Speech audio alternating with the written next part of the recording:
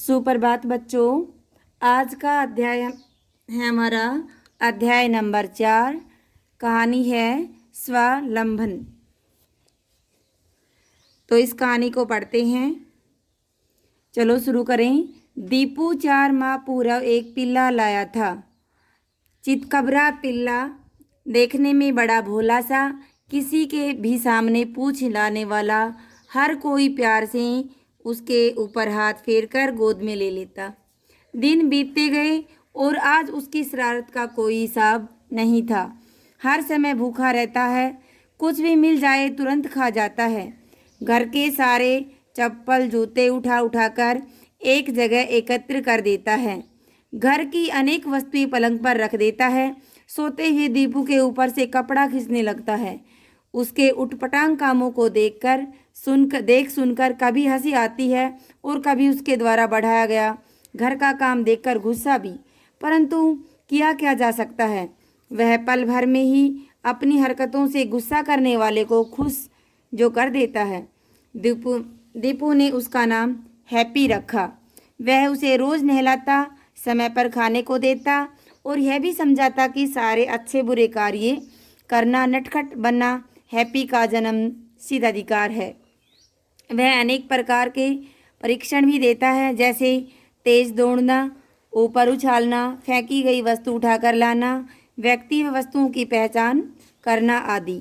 Happy की शरारतें सीमा से परे होती जा रही थी। एक दिन उसने मेज पर चढ़कर ऊंची छलांग लगाई कि बरामदे में लटके चिड़िया के घोंसले को गिरा डाला। दीपू स्कूल से वापस आया तो देखा कि घोंसला टूटा पड़ा था। तिनके जमीन पर बिखरे पड़े थे और नर व मादा चिड़िया ची ची करके दुखी हो रही थी। हैप्पी भो भो करके चिड़ियों को भगाने का प्रयत्न कर रहा था। दीपू पल भर में झपक गया कि ये सब करतूतें हैप्पी की हैं। उसने हैप्पी के दोनों कान खींचे, एक चपत लगाई और समझाया कि ऐसा नहीं करना चाहिए। माँ बोली, देखो ये बेचारी चिड़िया कितने दिनों से जुटी हुई थी घोंसला बनाने में। एक एक तिनका बीनकर कितनी मेहनत से जोड़ जोड़ कर घोंसला बनाया। इस हैप्पी ने एक झटके में सारी मेहनत पर पानी फेर दिया। ओह बेचारी नन्ही चिड़िया, दीपू के मुंह से निकला। फिर सोचकर बोला, माँ गलती हैप्पी ने की है, मैं उस गलती का प्रायश्चित करूँगा। कैसे बेटा? माँ ने पूछा। मैं चिड़िया का घोंसला बनाऊँगा, दीपू ने उत्तर दिया। पर बेटे चिड़िया उसमें नहीं बैठेंगी, उसमें अंडे नहीं देंगी, माँ बोली। वाह माँ, तुम भी क्या बात करती हो। मैं इतना बढ़िया घोंसला बनाऊंगा कि चिड़िया देखती रह जाएगी। मैं मज़े से उसमें बैठेगी और अंडे भी देगी, दीपू ने कहा। उसकी बात पर माँ कुछ नहीं बोली। वे जानती थी कि दीपू अपने मन की जरूर करेगा। फिर दीपू के घोंसले में चिड़िया भले बैठे या न बैठे, घोंसला बनाने में हर्ज क्या है। इसी बहाने पता तो चलेगा कि घोंसला बनाने में कितनी मेहनत लगती है। अगले दिन रविवार की छुट्टी थी। दीपू नाश्ता करके अपने काम में जुट गया। उसके बाग में जाकर सूखे तिनके इकट्ठे किए, कुछ टहनियाँ लाया, बेकार पड़े तार से घोंसला का एक साँचा बनाया। फिर उसने आड़े तिरछे करके तिनके लगाए। जैसे जैसे घोंसला बनकर तैयार हुआ, उसके बाद उसने घोंसले के भीतर रुई की मुलायम परतें बिछा दी। यूँ वह घोंसला बाहर से देखते ही अधिक सुंदर तो नहीं था, परंतु बड़ा आरामदेह लग रहा था। दीपू ने घोंसले का टोकरा सैतीर पर लटका दिया। वह बड़ा ही प्रसन्न हो उठा था कि चिड़िया आएंगी तो घोंसला तैयार देखकर खुशी से फुदकेगी। फिर वह घोंसले में नन्हे अंडे देगी, उनके बच्चे निकलेंगे, वे चींची करके बोलेंगे, घर में फुदकेंगे फिरेंगे। परंतु दीपू की सारी कामनाएं व्यर्थ रह गई। शाम को चिड़िया और चिड़ा आए। उन्होंने अपनी चोंच से घोंसले का एक एक तिनका निकाल कर फेंक डाला। दीपू दौड़ा दौड़ा माँ के पास गया और रुआसा होकर बोला, माँ चिड़िया ने तो सारा घोंसला ही नोच कर फेंक डाला। माँ मुस्कुराई और बोली, बेटे मैंने तो पहले ही समझाया था, ये छोटे छोटे जीव जंतु भी स्वावलंबी होते हैं, अपनी मेहनत से स्वयं को ही अपना काम करते हैं। हम ही हैं जो दूसरों पर निर्भर रहते हैं, आराम मतलबी चाहते हैं।